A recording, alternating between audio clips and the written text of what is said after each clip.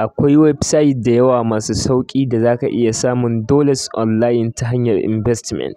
Ku dubi wannan withdrawal ne na $2.8 da na yi, wanda za ka iya samu a kowace rana ba tare da ka yi dogon aiki ba. Abin da kake buƙata kawai shine ka danna akan wannan button a kowace rana. Ka ɗan jira na 'yan sakanni za ka ga cewa sun ɗora maka $2.8 a kan balance naka. Saboda ku biyo ni step by step a cikin wannan bidiyon. Link da za ku register da shi yana a description na wannan bidiyon. Kuna dannawa kai zai kawo ku zuwa wannan page. Daga farko za ku zo ku saka email address, daga nan sai ku zo a ƙasa ku saka password. A nan bayan kun saka password za ku yi confirming na password. So bayan kun kammala sakawa sai ku danna akan register button. Wannan button na sign off kenan. Page na farko zai kawo maka shine wannan. So a nan za ka yi dannawa akan close, sai kai closing na wannan page. Kai tsaye daga nan zai kawo ka zuwa ainihin home page na wannan website. So wanda kai tsaye za ka ga wurin da aka rubuta lucky draw. A wajen lucky draw za ka iya danna shi, wanda kai tsaye zai baka damar ka yi spinning na ainihin wannan, wanda za ka iya winning na ainihin dala da za ta iya taimaka maka wajen yin upgrading. So bayan ka yi spinning, idan kuka duba ni na samu $0.3, wanda kai tsaye za ka iya samun fiye da haka. So bayan ka kammala, abin da za ka yi shine sai ka dawo akan home page. So za ka ga idan ka yi scrolling akwai abubuwa daban-daban.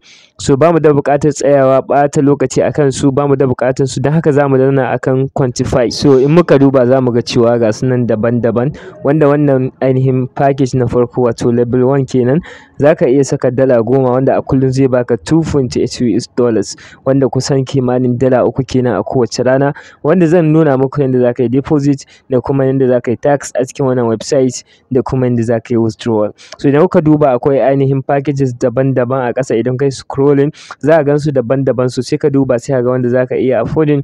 So a cikin wannan bidiyon ni zan tafi da wannan package na ɗaya, wanda za a saka ainihin dala 10 kacal. So sabida haka kai tsaye abin da zai faru shine idan na zo akan dashboard za ku ga cewa a yanzu babu wani ainihin balance da nake da shi. Za ku ga 0.3 ne kawai wanda na yi na wannan lucky draw ɗin. So yanzu kai tsaye za mu je domin deposit. Da haka za mu danna akan home page, zai kawo mana a nan. So sai mu danna akan recharge. So zai kawo mana wannan, sai mu zaɓi ainihin currency ɗin za mu recharge. Misali wannan TRC20 zan zaɓe shi, kai tsaye zai kawo min wannan page. Sai ka bar shi akan quantitative account. So sai ka bar shi akan wannan account, sai ka yi copy na ainihin wallet address wanda za su baka, wanda ta nan za ka turo coins ɗin da ka zaɓa. So kai tsaye zan je yanzu domin kammala turowa. So bayan ka turo sai ka zo ka danna akan recharge complete, zai nuna maka cewa recharging naka yayi successful. So abin da kake buƙata shine ka yi back. Kana yin back, abin da za ka gani shine sun ɗora maka wannan ainihin dalolin da ka turo akan dashboard. So a yanzu ba buƙatar sai ka je ka sayi package, kai tsaye za su buɗe maka wannan package ɗin automatically. Da haka kawai abin da kake buƙata shine ka danna akan quantify. Kana dannawa zai kawo maka wannan page, za ka ga wurin da aka rubuta start quantifying, sai ka danna akan wannan button ɗin. Kai tsaye za ka ga yana yin quantifying, yana yin loading. So ka ɗan bashi 'yan sakanni ƙalilan, za ka ga cewa ya kammala, kuma za su nuna maka cewa $2.8 was added to your basic account. So a yanzu haka sun ɗora maka su akan basic account. Abin da kake buƙata yanzu kawai za ka iya zuwa ka yi withdrawal. So idan muka koma a ainihin dashboard za ku ga cewa ga dalolinmu nan sun ƙaru, wanda kai tsaye yanzu zan nuna muku yadda ake yin withdraw.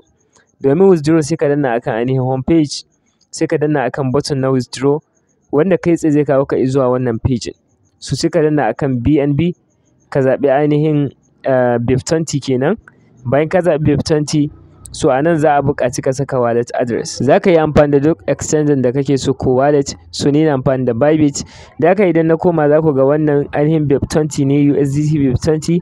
Zai copy na wallet address, sai in zo a nan a cikin wannan website. So zan zo in zaɓi ainihin BIP20, daga nan sai in saka amount, wanda shine ainihin 2.8. So zan saka shi gaba ɗaya.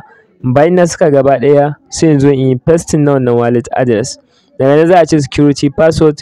Security password kai tsaye yana nufin password ɗin da na yi creating a lokacin register da wannan website. So abin da zan yi shine bayan na kammala saka security password, sai in zo in yi ainihin submitting. So ina yin confirming na wannan withdrawal. Za ku ga cewa wannan withdrawal ya yi success. Idan muka koma a cikin ainihin Bybit, muka ɗan jira kaɗan, muka ba shi mintuna. Idan muka duba a nan history, za ku ga cewa ga ainihin transaction namu nan ya shigo successfully. So kai tsaye yanda za ka yi withdrawal kenan. Hanya ta gaba za ka samu kuɗi da shi shine ta hanyar inviting. Da haka za ka zo a nan za ka iya dannawa akan team ko kuma ka danna akan invite friends. So kana dannawa zai kawo ka wannan pejin, za ka ga ainihin referral link nan wanda za ka yi copy ka yi sharing zuwa ga 'yan uwa da abokan arziki. A duk lokacin da wani ya danna link naka ya register kuma ya deposit a cikin wannan website, za kana samun commission, kuma idan ya gayyaci wani shi ma za ka samu commission. So kai tsaye da wannan website take aiki kenan. Kada ku manta da mana subscribing, liking da kuma sharing.